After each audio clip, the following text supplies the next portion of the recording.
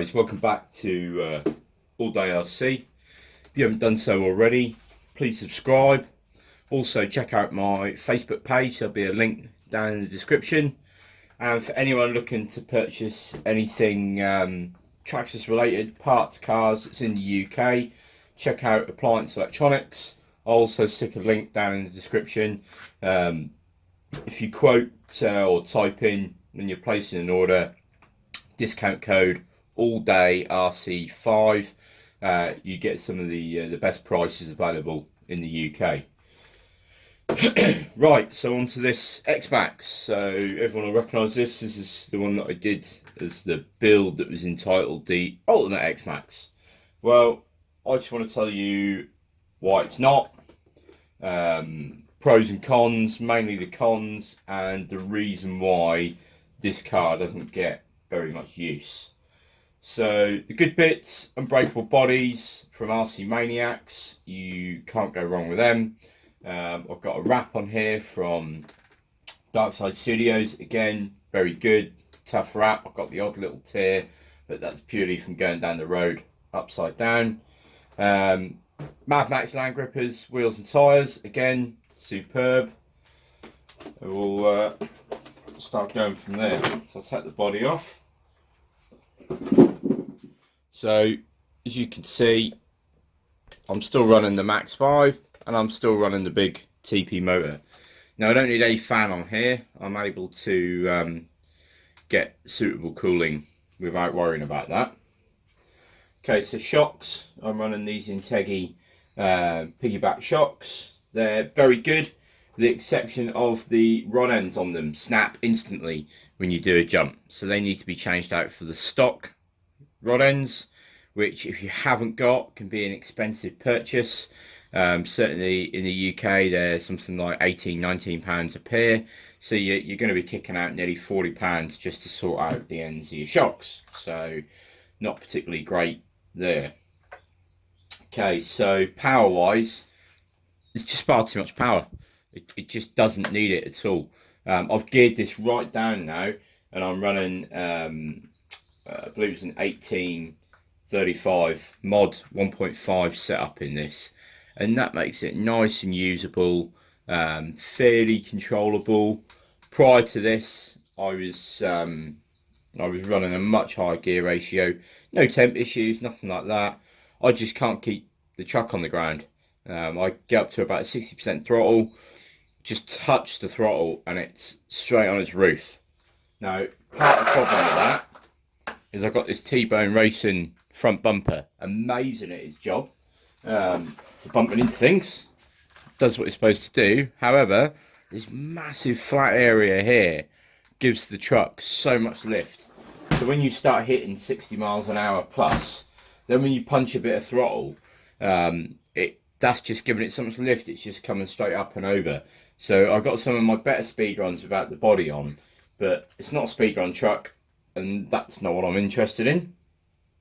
So there's a reason why this isn't featured much on my channel. People think it is because you see the body. I put the body on other trucks.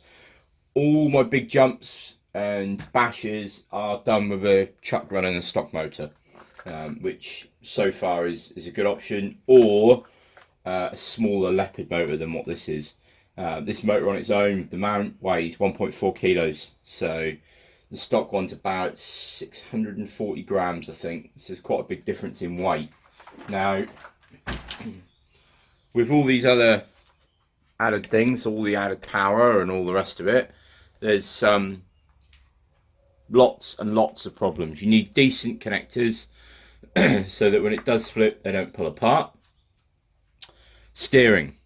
Now, stock steering is a bit useless. It's mixed reviews now on the uprated servos, so I've seen people put 1/10 in. I personally haven't tried that yet, but I've seen the 1/10 Savoxes getting cracked in half because they can't handle it. So I've now had several issues with this. This is fully assembled, so it's hard to see, but I've put a 1/5 scale servo in with a servo adapter. Now it's hard to see, so I'll stick a picture in of when I was under construction, so that you can see it now.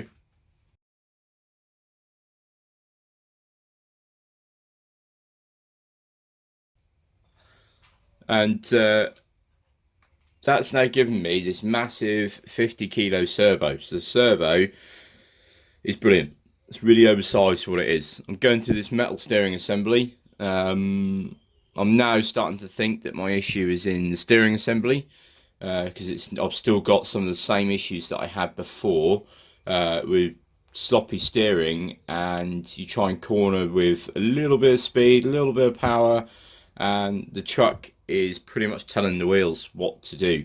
So I'm turning and the servo saver is just too sloppy, but it's not sloppy, it's quite solid. So these all of the metal steering assemblies come with their own servo saver spring that is significantly shorter than the Traxxas one or the upgraded 2085 X. So I'm going to try and get a 2085 X servo saver spring into this assembly, and I'm going to try that. Other than that, I'm actually going to go back to the stock steering assembly. I think this is causing a lot of problems. Now, I wanted to do a tutorial video for you guys of how I fitted this servo, but I'll be totally honest, I found it quite difficult to do. Therefore, it was almost impossible to make a video on. You know, if you're going to try this, just please make sure that you are confident and happy in doing it, and that you can also get hold of a spare chassis or front chassis in case you did make a mistake, because I made a mistake. Luckily I had a scrap chassis that I was practicing on, but all in all that took me a lot of time to do that. So other than that, the plastic arms now are starting to have a bit of give in them on this. I've got ones that are running metal arms. I'm now going to upgrade this to the Integi metal arms all around, so that'll hopefully alleviate that issue. I mean, it is almost there, and it's almost up and running okay now, but that's only because I've put the gearing right down. So most of the places that I run with people with stock x-maxx's stock gearing or stock motors just with a little bit of a gear change, and you can't really tell the difference. This has got more torque, you know, it has got more torque. The motor's not running on its limits. One thing I will say that seems to be a lot of confusion over is how power hungry this motor is. My run times really are not much different from guys running stock setups. Now that's with this gear ratio, and it's hard to always tell, because when you're running with other people, you know, all you've got to do is you've got to, you know, be on the throttle just a little bit longer each time, and you know, you are going to kill your batteries quicker than the other person. But at the minute, we're doing battery changes around about the same time. The other thing I'll say is the Max 5, whether it's just this motor or not, I don't know, does take your batteries down low. So you really got to keep an eye on that. You know, I've got it set on the highest setting, but even still, it does take it down low. So I'll do some more experimenting with it, and I'll keep you updated and let you know. But basically, guys, don't waste loads and loads of money putting big systems in that aren't necessary. Keep the stock motor. Buy a Max 6, not a Max 5. Set it down low. Do a few tweaks on your steering. Gear it up. Put some good wheels and tyres on. And off you go. Enjoy it. You know, this thing spent so long on the bench. Yesterday, I spent an entire day working on it. Not playing with it, working on it. So, there we are. Right. Hope that's been helpful. Or not helpful, but just trying to save you guys some money in the future before you go spending serious money, because if this is my only truck and it was spending this long on the bench, probably would have sold it by now or put a stock motor back in, because I'd have got well and truly fed up with not being able to use it. All right, cheers guys.